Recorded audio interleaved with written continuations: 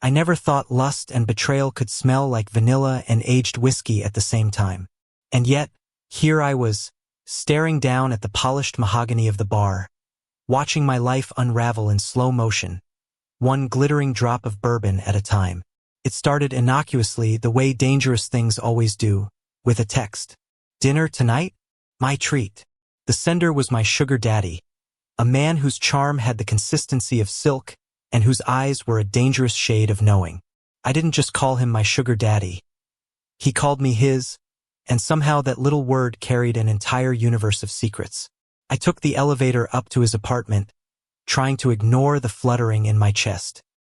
His penthouse looked like it had been designed by someone who owned the city floor-to-ceiling windows, a chandelier that sparkled like a constellation, furniture too sleek to touch without feeling guilty. He was waiting, of course, exactly where he knew I would stand frozen in awe, waiting for his subtle nod that meant, "Come closer." Before I could even gather words, the door swung open again, and there he was, me best friend, Jamie. "Hey, man," I said, but my voice cracked. Jamie smiled too widely, his presence immediately filling the space with warmth, light, and that unbearable sense of familiarity. He leaned casually against the counter, perfectly relaxed, completely unaware that the universe had just tied our lives into knots tighter than the expensive leather belts we wore. "What are you doing here?" I asked. My words were sharper than intended, slicing through the soft jazz that floated from hidden speakers. "I could ask you the same," Jamie said, eyes twinkling with that irritating mix of mischief and charm. He leaned closer, his shoulder brushing mine. That small contact sent a thrill up my spine that I couldn't rationalize. I tried. I really did. Then my sugar daddy, David, entered the room. And in that single, heart-stopping moment, everything changed. Jamie's father. Of course. Why hadn't I seen it before? The way he carried himself, the dangerous magnetism, the way he looked at me like he already knew every secret buried deep in my chest. I wanted to disappear. I wanted to run. And yet, my legs stayed rooted, my gaze locked with Jamie's, whose confusion mirrored my own. "Guys," David said smoothly, as if sensing the tension we didn't dare speak aloud. "We have some things to discuss." I swallowed hard, my pulse hammering like a frantic drum. This was no longer about money or charm or even desire. This was about navigating a minefield of forbidden attraction, family ties, and secrets that could destroy friendships or worse, hearts. The first dinner was surreal. I sat between them, a wedge of uncertainty pressing into my ribs. David's hand occasionally brushed mine under the table, deliberately casual, sending sparks of warmth that I could neither name nor resist. Jamie caught every gesture, his eyes narrowing, lips twitching with a question he didn't voice. "You're quieter than usual," Jamie said, finally breaking a silence that felt like it stretched for miles. "Just tired?" I mumbled, avoiding the lethal curve of his smile. David leaned back, swirling his glass, his gaze calculating yet unreadable. "You two seem tense." I laughed nervously, though it sounded hollow even to me. "It's just, dinner with your father can be intense." Jamie's smile faltered slightly, and that tiny crack in his composure sent a pang of guilt through me. He had no idea how deep this entanglement went, how the very man sitting across from me held pieces of my heart in ways I hadn't fully understood. Over the next few weeks, the boundaries blurred. Lunches with Jamie became excuses to see him, to feel the brush of his shoulder, to catch the fleeting heat of his hand near mine. Meanwhile, David orchestrated encounters that seemed coincidental but were anything but subtle touches, lingering looks, whispered suggestions that teased and terrified me. One evening, Jamie and I found ourselves alone on the balcony of his apartment. The city sprawled beneath us, lights flickering like fireflies caught in glass jars. I tried to keep the conversation casual, safe, anything but the dangerous undercurrent vibrating between us. "You've been distant," Jamie said, voice low, eyes glimmering with the faintest mix of hurt and curiosity. I started, then stopped. How could I explain the magnetic pull of his father? The thrill, the shame, the confusion? How could I admit that what I felt for Jamie was growing into something uncontrollable while we both tiptoed around a line that couldn't be crossed? Instead, I leaned on the railing, letting the breeze wash over me, hoping it would carry away the tension. Jamie stood beside me, so close that I could feel the warmth radiating from him. Our shoulders brushed, and it was like an electric current jolted through me. "You know," he murmured, "I've always trusted you, more than anyone." The words hit like a soft punch, and suddenly, I wanted to confess everything. The longing, the danger, the twisted thrill of being caught between his father's subtle manipulations and my own feelings for Jamie. But I couldn't. Not yet. That night, sleep was impossible. My mind replayed every moment, every touch, every glance. I knew the path ahead was treacherous. Every step carried the risk of heartbreak, betrayal, and exposure. And yet, deep down, I also knew that turning back was no longer an option. The connection between Jamie and me, fragile and forbidden though it was, had taken root. Weeks passed. Secrets piled on secrets. David's intentions remained unreadable, a constant shadow hovering over us. He offered advice in casual tones, his words always carrying a double meaning. Sometimes the heart sees what the eyes cannot. You'll understand when the time comes. Jamie and I navigated this minefield carefully, our stolen moments precious and fleeting. Coffee runs, library visits, and late-night walks became our small rebellions against a world that demanded propriety over passion. Every laugh shared, every brush of fingers, was a victory in a war we didn't fully understand. Then came the night that changed everything. A party at David's penthouse, ostentatious, crowded, full of people who belonged to a world we didn't. I stuck close to Jamie, our hands occasionally brushing, each contact a silent promise. David watched, as always, a knowing smile on his lips. He didn't need to intervene, our own desires had already taken control. The tension exploded in a quiet hallway, away from the prying eyes. Jamie looked at me, really looked, and for the first time there was no hesitation. "I can't. Not anymore," he whispered, his voice trembling between fear and yearning. I stepped closer, my heart hammering. "Neither can I," I admitted. Our first kiss was desperate, electric, a release of weeks of tension and longing. The world seemed to vanish, leaving only the two of us, suspended between fear, desire, and a fragile hope that we could somehow navigate the dangerous waters that surrounded us. And just like that, the game changed. No longer were we merely navigating glances and subtle touches. Our connection was undeniable, consuming, and dangerous. David, ever the puppeteer, watched from afar, his smile inscrutable, his plans unknown.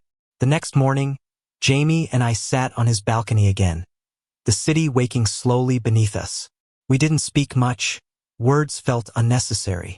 Our fingers were intertwined, a silent promise that we would face whatever came next together. The tension hadn't disappeared, and never would. But in that quiet morning light, I realized something important. Love, in its purest, most forbidden form, could survive even the most intricate web of secrets. And so, we held on to each other, navigating a world full of traps and expectations, our hearts tethered together by something stronger than fear, stronger than doubt, a connection that refused to be denied. Days passed, each one heavier than the last.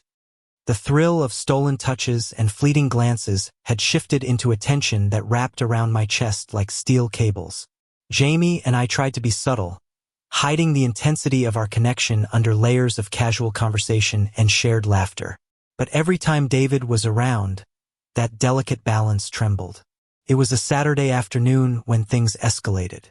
I had promised Jamie we'd go see a small art exhibit downtown, something quiet, a break from the chaos of David's carefully curated social world. We walked through the gallery, our shoulders brushing, hands almost touching but never quite daring. Every painting, every sculpture, seemed to echo the turmoil inside me. I wanted to confess, to spill everything, but fear held me back. "Do you ever feel like we're living in two worlds at once?" Jamie asked, his voice low, almost drowned by the soft murmur of other visitors. I turned to him, catching the subtle tremor in his jaw. All the time, I admitted. Sometimes I wonder if it's even possible to survive both. Jamie looked down, twisting a bracelet on his wrist nervously. I can't stop thinking about last night, he whispered. About us. The words were like a match in dry grass.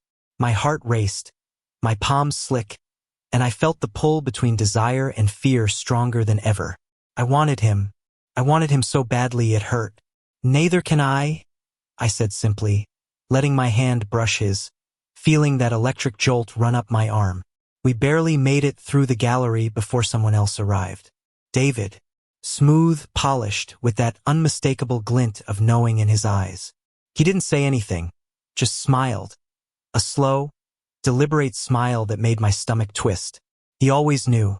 Somehow, he always knew. Fancy seeing you two here, he said casually, though the tension in the air betrayed him.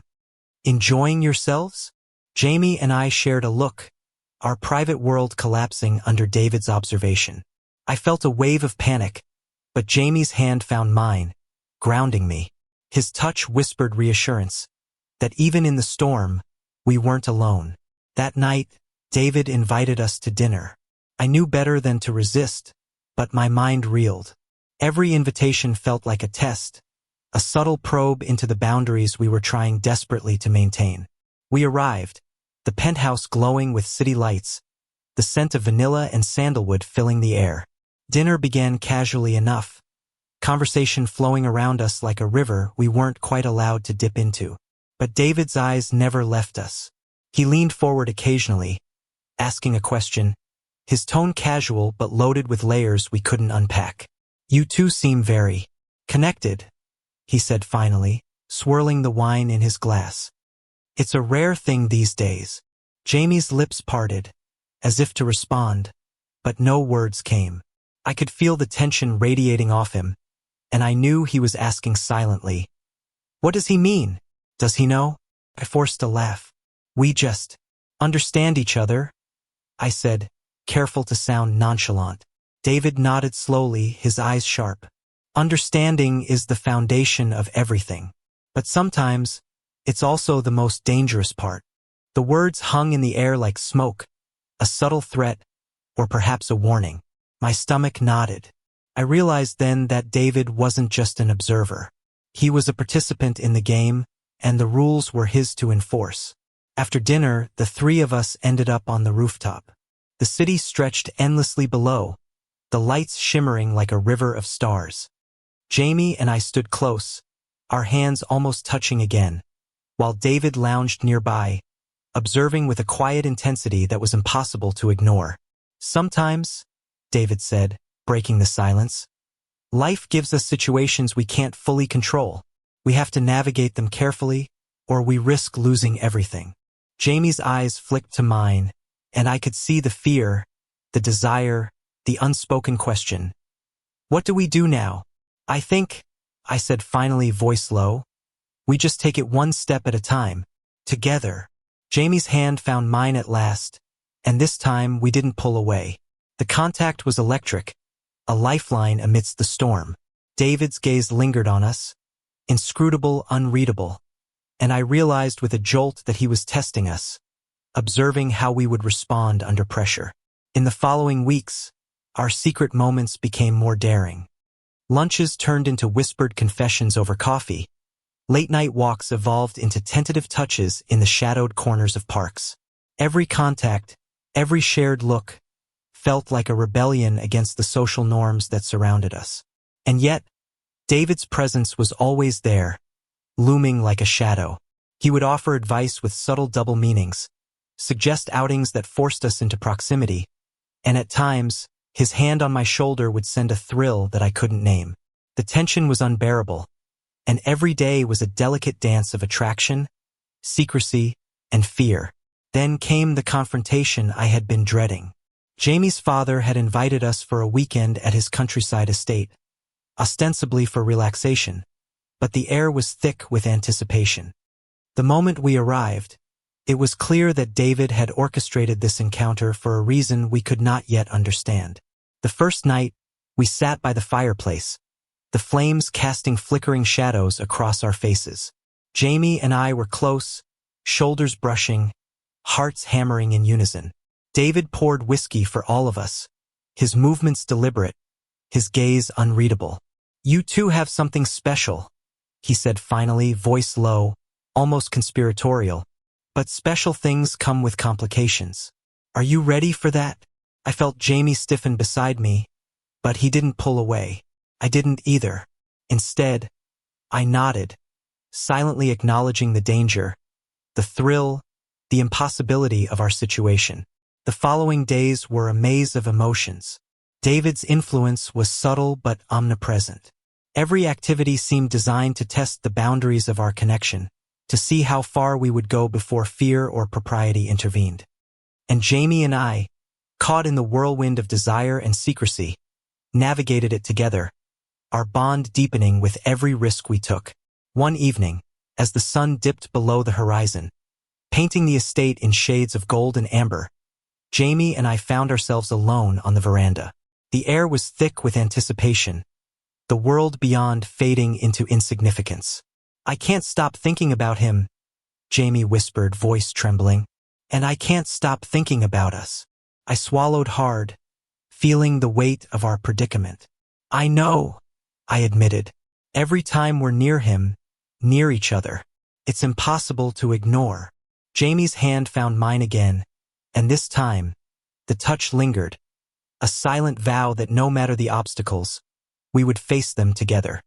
Our lips met in a kiss that was equal parts desperation and longing, a culmination of weeks of tension and unspoken emotion. David watched from the shadows, his expression unreadable, and I realized that the web of secrets and desire had reached a new level. We were no longer just playing a dangerous game. We were fully immersed, and the consequences were yet to come. But in that moment, nothing else mattered. Not the social norms, not the fear of discovery, not the intricate dance of power and desire orchestrated by David. There was only Jamie and me, our connection undeniable, our hearts tethered in a way that refused to be broken. By the time we returned to the city, our bond had transformed. We moved through our daily lives with a new awareness, each glance, each touch, a reminder of the weekend's intensity. David remained a constant presence, his influence subtle but powerful, a reminder that love and desire often existed in the shadows of power and expectation.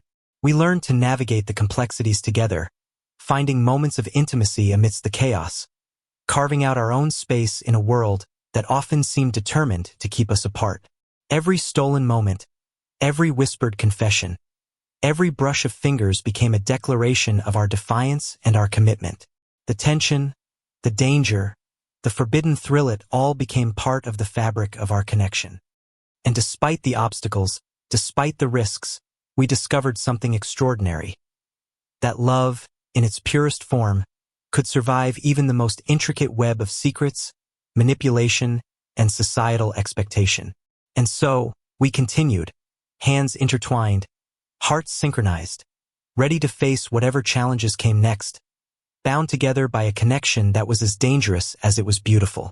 The weeks that followed were a delicate balancing act. Jamie and I had learned to read each other with an almost psychic precision.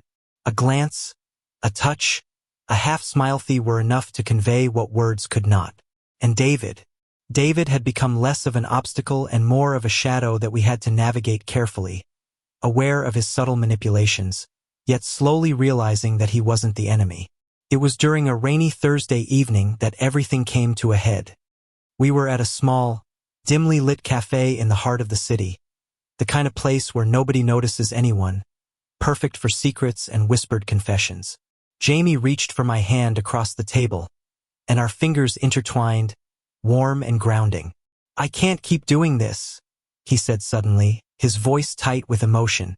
"Sneaking around, hiding who we are. It's tearing me apart." I squeezed his hand, understanding perfectly. "I know," I replied, "but maybe it's time to stop hiding." He looked at me, eyes wide, searching. "Are you saying yes?" I interrupted softly. I don't care about what people think. I don't care about the complications. I just care about us. It was as if a weight lifted. The rain tapped against the windows, rhythmic and insistent, like a heartbeat. Jamie leaned forward, pressing his forehead against mine. Then let's do it, he whispered. No more secrets. No more hiding. David's presence was never far, though. That evening, he called, suggesting a casual dinner at his apartment. My stomach twisted, part fear, part anticipation. We both knew the encounter would be inevitable, a final test of our resolve. When we arrived, David greeted us with his usual charm, but there was something different this to me, a subtle respect, a recognition that we were no longer just pawns in his carefully crafted games. You've both grown, he said, his voice calm but layered with meaning.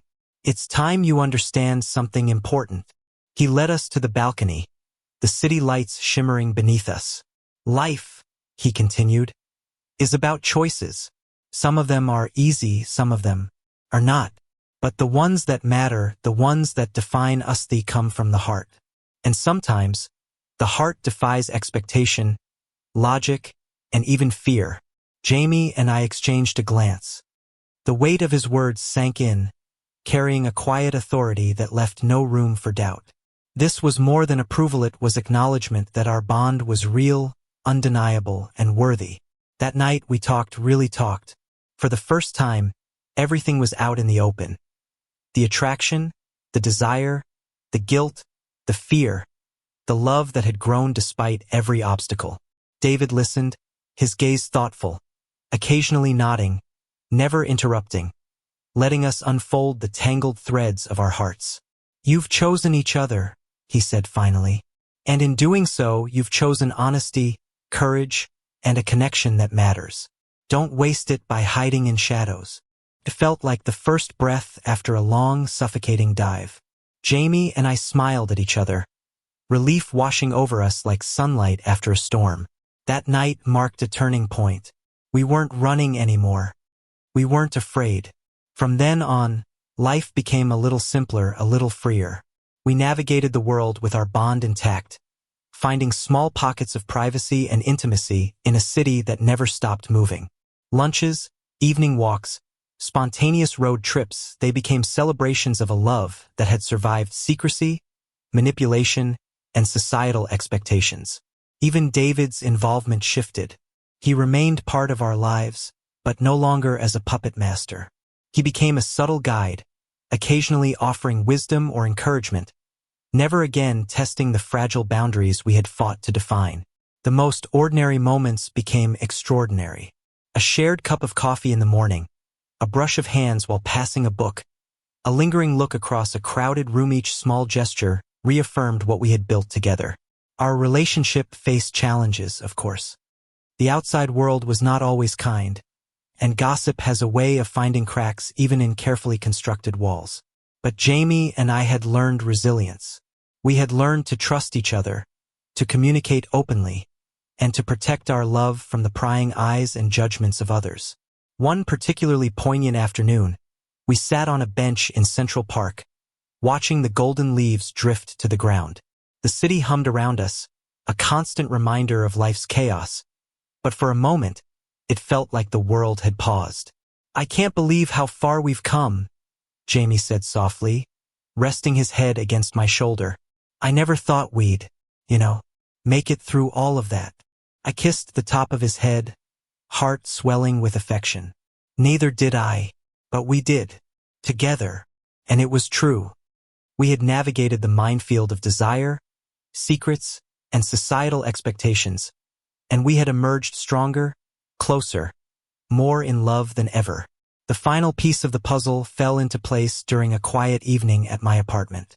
We had been watching the city lights flicker outside the window, sharing a bottle of wine, talking and laughing with a comfort that only comes from total acceptance. I love you, I said suddenly, words simple yet profound, carrying the weight of everything we had endured. Jamie's eyes glistened with emotion.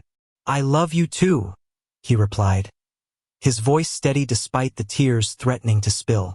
More than I ever thought possible. It was a moment of pure honesty, a culmination of months of fear, longing, and delicate maneuvering. And in that declaration, all the tension, all the secrecy, all the anxiety melted away. There was nothing left but love. In the days that followed, we began to integrate more openly into each other's lives. Friends were introduced, boundaries were respected, and the once imposing shadow of David became a supportive presence. He never overstepped, never manipulated, but occasionally offered advice, a subtle reminder that wisdom can come from unexpected sources. Our bond deepened in ordinary ways that felt extraordinary. We shared meals, built routines, and celebrated milestone small victories that symbolized the triumph of love over fear. Every day was a testament to resilience, patience, and the power of connection. The culmination of our journey came one spring evening, on the rooftop where it had all begun. The city sprawled beneath us, golden light bathing the skyline, and we held each other close, a silent acknowledgement of the battles we had fought and the victories we had won. "I never thought it could be like this," Jamie murmured, resting his head against my chest. "Like what?" I asked, stroking his hair gently. "Perfect. Normal. Us." I smiled, feeling the warmth of his body, the rhythm of his heartbeat against mine. "It's us," I said. "And that's enough." David appeared behind us then, quiet, unobtrusive, but his presence carried a weight of finality and approval. "You've made it," he said softly. "And I couldn't be happier for both of you. Love. Real love. It's rare. Cherish it." We didn't need to respond. The words themselves were enough, a silent blessing on the life we had chosen to build together. As the sun set, painting the city in hues of orange and violet, Jamie and I stood hand in hand, feeling the world shrink around us, leaving only the warmth of our love and the promise of countless tomorrows. And for the first time in a long time, there was no fear, no secrets, no manipulation, only us bound together by a connection that had survived every obstacle, every challenge, and every heartache. We kissed, long and slow, the city sprawling beneath us like an endless sea of possibilities. And in that moment, nothing else mattered. Love had triumphed, hearts had healed, and the future stretched before us bright, open, and ours to claim. We had faced temptation, secrecy, and societal expectation. We had navigated the complexities of desire and connection. And through it all, we had emerged stronger, united, and unapologetically in love. Life would continue to bring challenges, of course. But now we had each other, and that was enough. Our journey had taught us resilience, trust, and the power of honest, courageous love. And as we stood there, hands entwined, hearts beating as one, the city lights flickering beneath us, I knew that whatever came next, we would face it together. Always. Because love, real, unyielding, and unapologetic love, was the only thing that had ever truly mattered. And in that truth, we found our happiness, our peace, and the kind of connection that lasts a lifetime. Thank you for listening. If you find it interesting, please like and subscribe to follow the next stories.